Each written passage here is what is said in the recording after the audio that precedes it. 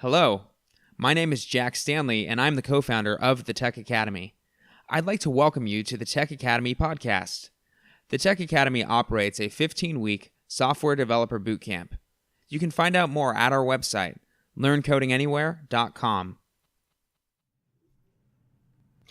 Today on the podcast, my guest is Garrett Guevara. Now, I'm really happy about this. Garrett is one of our graduates and has gone on to be really successful in his new role and had some great stories about his experiences at the school and what it was like when he went on, but also really, really cool feedback on how the program went for him and how it prepared him and how to be ready for a boot camp yourself. Enjoy.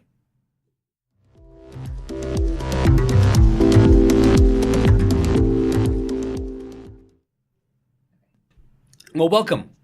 Thanks. Yeah, glad you're here.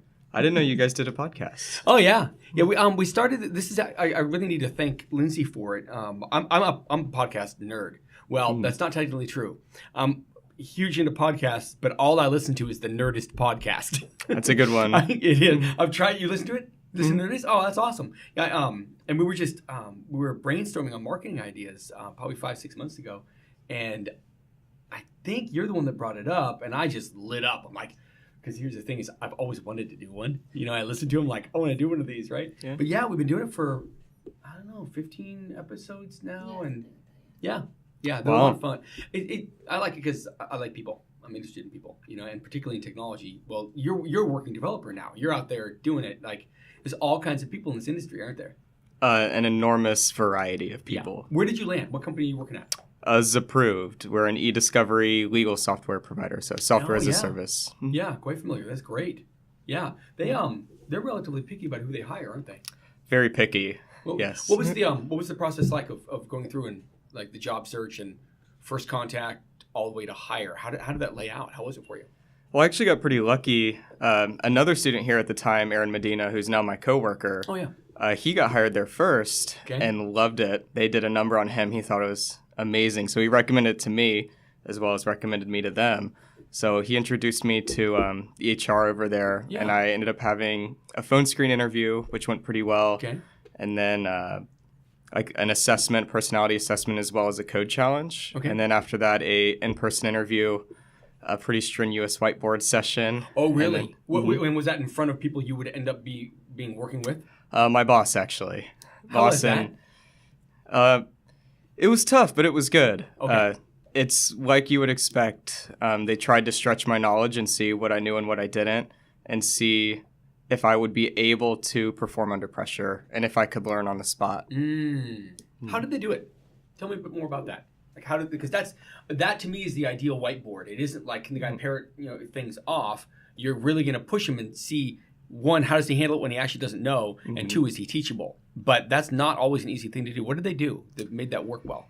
Yeah, the thing I liked best was that it wasn't something where they asked me to go balance a binary tree. They wanted to be very applicable to what we do on the job. So a lot of it was based on the coding challenge and what I'd done and talking about, well, where could it be better? Like, where do we see room for improvement? How could we optimize these HTTP requests? Continually looking for places to make it better. And can I do that on the spot? And can I talk about what I did? And so the whiteboard wasn't just me with people sitting at a table. It was actually me and who would eventually be my future boss side by side on the whiteboard having a back and forth. Really? That is a little unusual. I like that a lot. What was it like to experience that though? Were you like was that nerve-wracking, or as you got into it you're like, oh, this is actually genuinely collaborative. This is okay. What was that experience like? Like you said, at first it was nerve-wracking. It was, I'm nervous. I'm not sure if I can write all this on the whiteboard. But once I got into it and it was a back and forth conversation, I almost forgot that it was an interview. We were really just having a discussion about the code. That's awesome. That hit me right between the eyes. Like when I'm talking to fellow technology professionals about hiring, I think I'm going to come back and use that particular story, that they were able to get a prospective candidate to the point where they almost forgot that it was an interview. And that's actually where you want people. People aren't going to be operating under this weird pressure of, am I going to get hired and embarrass myself when they're on the job? They're going to operate under the pressure of, how the heck do I solve this very unique problem? How do I collaborate with other people to do it? That's what drives technology people. Not can I stand up in front of people and not embarrass myself. And they managed to do that. That's actually really cool. Okay. And then they had the guy right next to you, like literally back and forth talking it through. Right. And I would write a line, he'd write something and say, well, what if we did this? What would that look like? And then, we're just discussing different avenues to go down. And then next thing I know, the interview was over.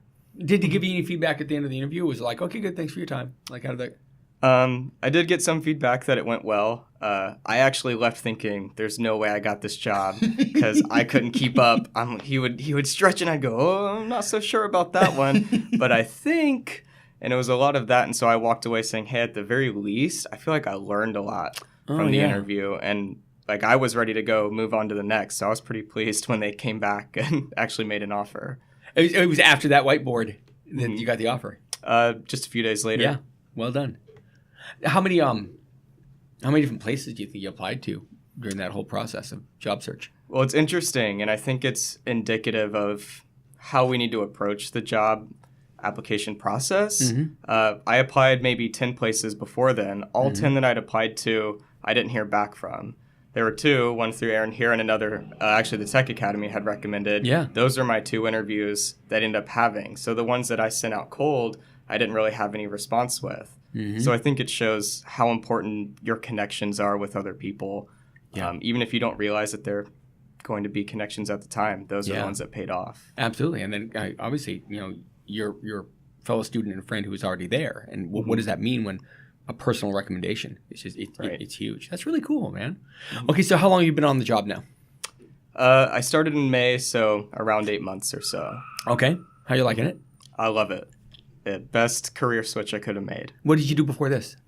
A few different things, mostly education. I was teaching English as a second language. Also had a stint for a bit in wealth management, working more of a sales role. Okay. So as you've gotten there, and you've been there now for more than half a year, have they started to spot like different skills you have that might not 100% be technical and start to take advantage of those?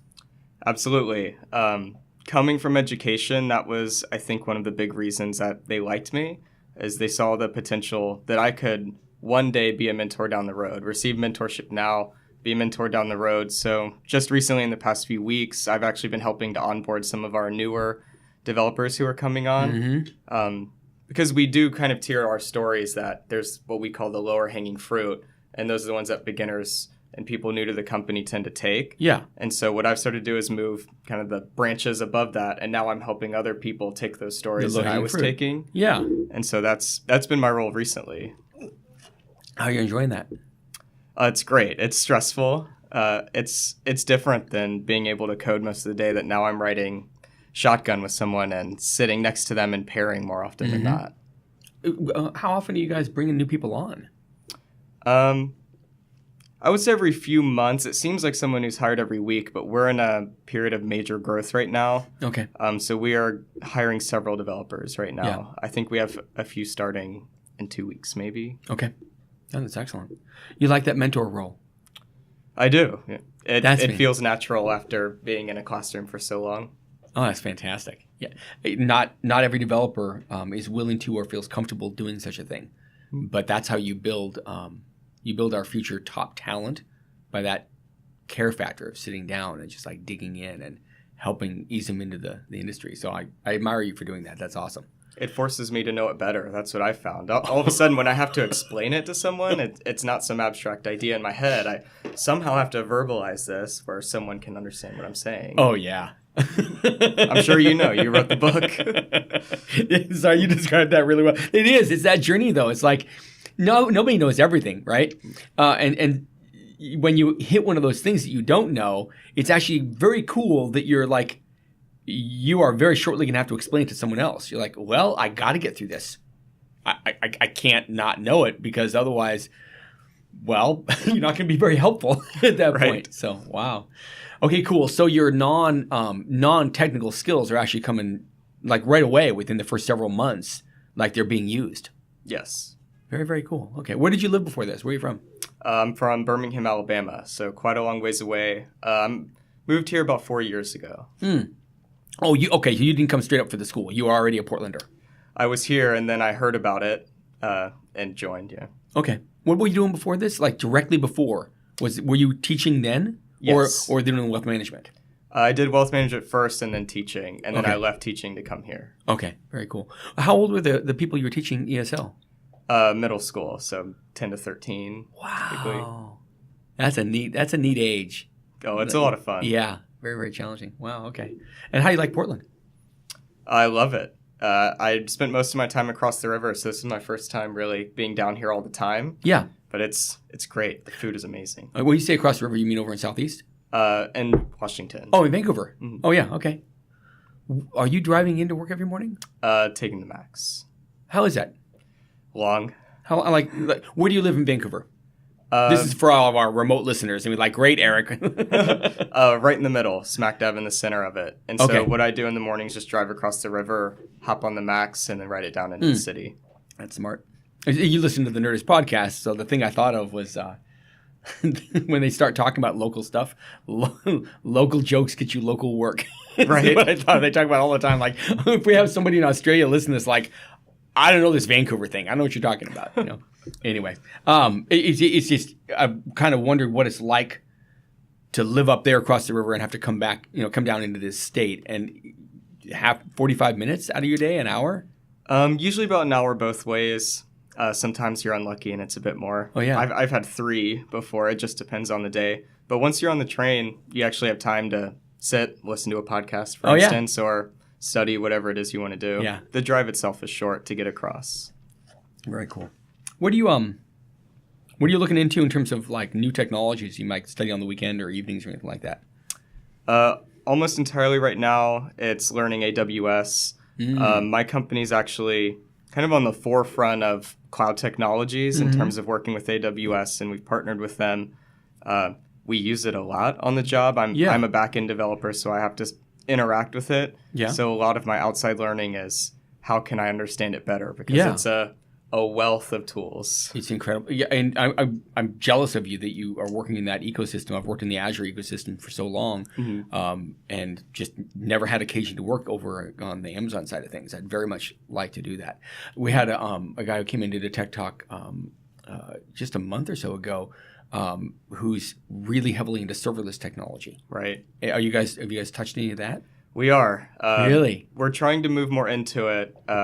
reInvent actually happened this past week, and they announced even more and more opportunities for serverless. So we're definitely looking into how we can start moving in that direction. You went to a really cool shop right out of the gate, didn't you? Your first job. You scored. I got lucky. Yeah, that's fantastic. I mean, I appreciate the modesty there if you got lucky, but they don't. I know their reputation. They don't just hire anybody. So very well done. That's really cool. Wow.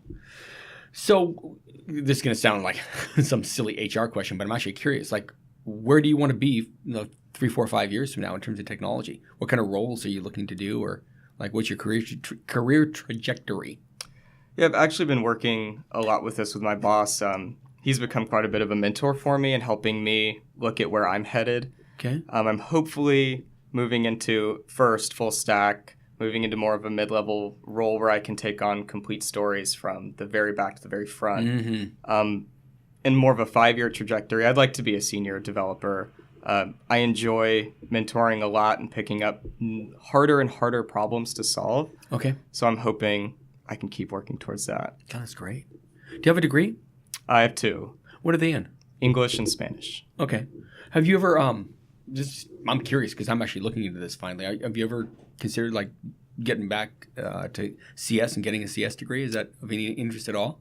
I have. I've actually been back and forth on it and talked to some coworkers. I have some coworkers who are doing the same thing, and they've actually are going back and getting it now. Some recommend not getting it. Right. It really depends, and kind of my take on it is that if you want to learn it, you can. If you learn better in a sort of structured environment that you think you need a college to learn the specific skills, and I think that's the route to go. But I think it's definitely a personal preference. I like to learn by myself personally. Yeah, so. That's actually a really good point.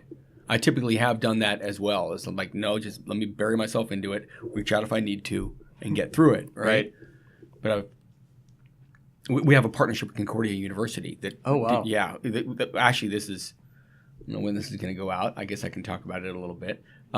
They approached us about a year and a half ago because they don't have a technology offering. Oh. They're incredibly well respected as a liberal arts college. Most of the teachers in the Northwest, for example, got their masters at Concordia, right?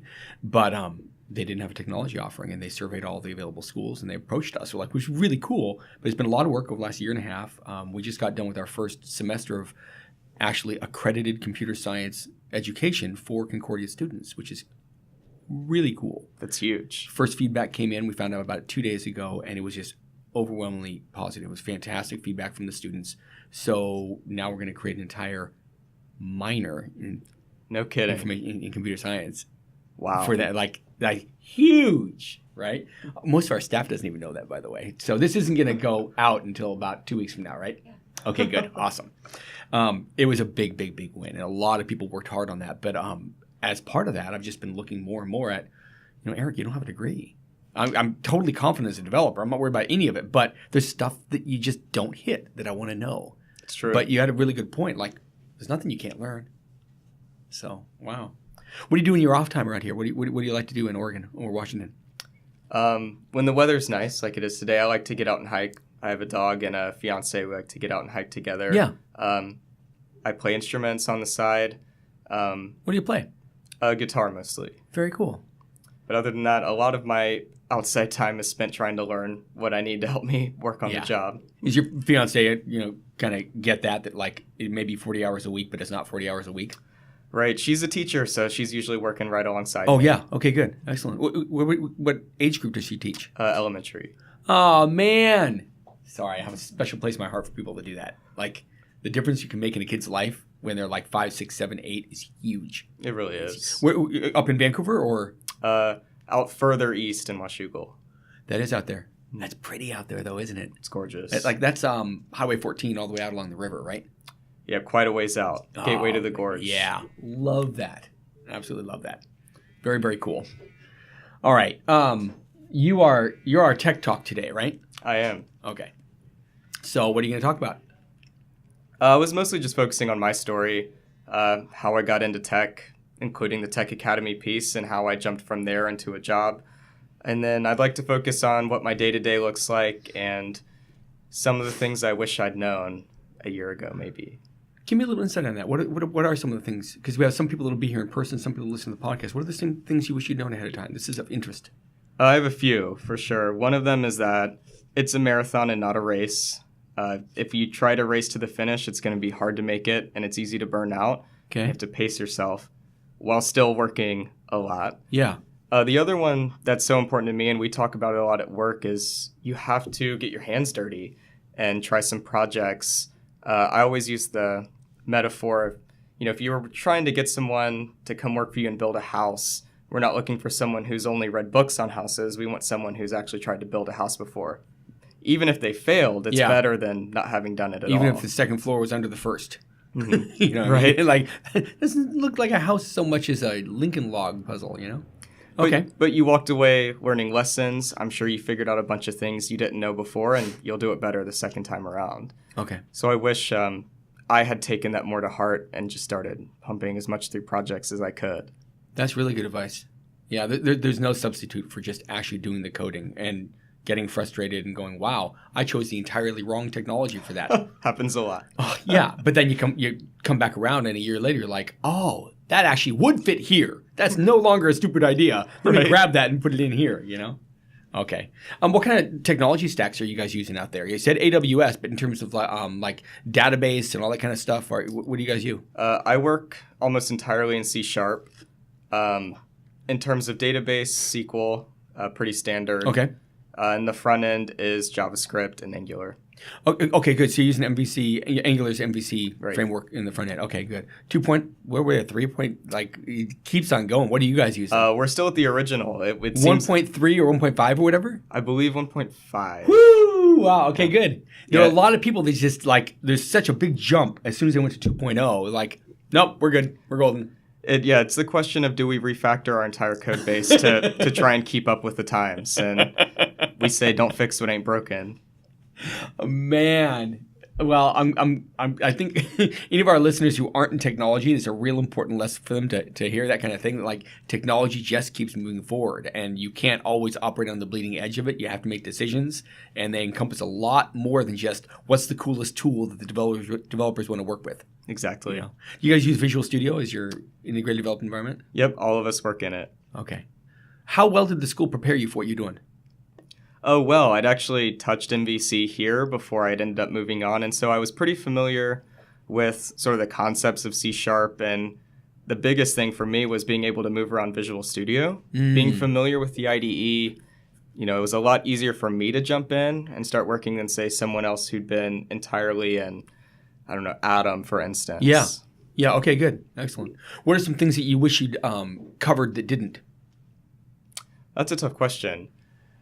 I think the biggest thing is the prevalence of APIs and how a front end interacts with it. I felt like I had a good grasp on, say, Angular or React, and then maybe I had some ideas of how MVC worked, but it's connecting them together. Yeah. But that's also hard to teach, and that comes from getting down in the nitty-gritty and connecting them yourself and seeing how they work together. And so I think that would help a lot. That's actually really, really good feedback. I appreciate that. I realized as we're finalizing the dictionary that our address to APIs wasn't sufficient. And so we are actually, it's really cool to hear that from you. Not like, yay, we found something that we didn't cover well, right? But that we'd also found the same thing on our own, and to hear it from a student who's gone on, still been successful, but would have preferred that. That's actually really cool. I appreciate that. So, and it's tough because there's a set of foundational knowledge that has to be there before that lesson's even ready to be absorbed. And so I think had I just continued on the path I was on, we would eventually hit it. Yeah. It just happened that I got hired before that. Right, exactly. And again, congratulations on how well this has gone for you. It's really, really cool. Thank you. When are you getting married? This summer. You got a location and everything picked out? Out in Hawaii. Are you from Hawaii? I wish. No. Okay, is this just because you like Hawaii or what? She loves tropical weather, and so we figured, let's go somewhere tropical. Oh, that's fantastic. I lived in Hawaii for a year. Oh, wow. Yeah. Wonderful place. Super expensive to live there long term. I can imagine. Super expensive, right? But, oh, man, what a wonderful place. So, very, very cool. Congratulations. I hope it goes really well for you. Thank you. Yeah. Good. Thanks for sitting down with us. I appreciate you having me. Yeah.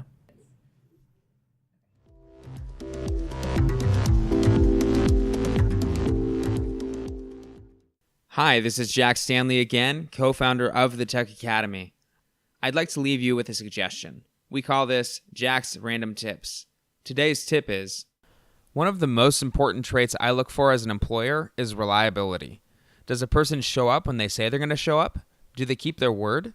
If someone says they're going to do something, they should do it. I, for one, would much prefer to be told no than be given a false promise. In many cases, I'd prefer to just do the task myself instead of being lied to. This may all sound harsh, but if you've ever been let down by someone on something very important, you know what I mean here. Of course, I've broken my word and not come through for others in the past. What's important is that you actually try, and if you find that you can't deliver on what you agreed to, tell the person. The worst is when someone agrees to handle something and then just drops off the face of the earth. The real solution here is more communication. Employers value reliability. Do your best to keep your word, because a continued violation of promises could result in a lack of trust and possibly termination of employment. And if you're asked to do something that you honestly think you can't do, politely decline. However uncomfortable that may be, it's better than disappointing the other person. Again, if you've committed yourself to something you can't follow through on, let the person know. This applies to jobs, relationships with others. Try to be honest with yourself and others. As Mark Twain said, if you tell the truth, you don't have to remember anything. And again, if you are interested in enrolling in our Software Developer Bootcamp, please visit our website, learncodinganywhere.com.